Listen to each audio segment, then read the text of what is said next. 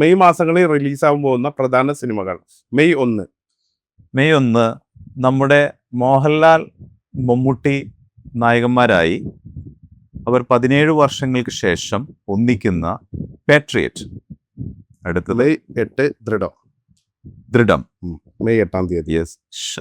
സൈനികം police വേഷത്തിൽ എത്തുന്ന ദൃഢം. May 14 തീയതി. മെയ് 14 തീയതി അതിരടി. ടൊവിനോ, ബേസിൽ, വിനീത് ശ്രീനിവാസൻ 3 പേരും നായകന്മാർ വേഷത്തിൽ ഒന്നിക്കുന്ന അതിരടി. മെയ് 14 തീയതി മോളിവുഡ് ടൈംസ്. നെസ്ലൻ നായകനായി അഭിനയിക്കുന്ന മോളിവുഡ്. മെയ് 14 കറുപ്പ്. നമ്മുടെ evergreen star in Tamil Nadu darling Suriya, നമ്മുടെ സ്വന്തം സൂര്യ നായകനായി എത്തുന്ന.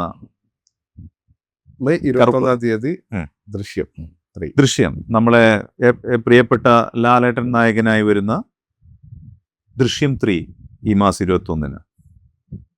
പിന്നെ ഡേറ്റ് ഫിക്സ് ചെയ്യുന്ന വരവ്. പിന്നെ ഈ പടത്തിന് വരുന്ന കാട്ടാളൻ. ഓക്കെ.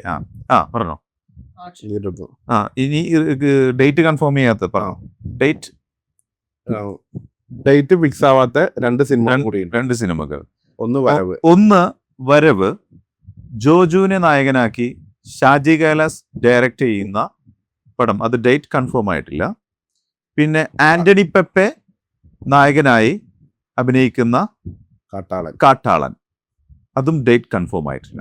ഇത്തരം പടങ്ങളാണ് നമുക്ക് മെയ് മാസം റിലീസ് ചെയ്യാനുള്ളത്.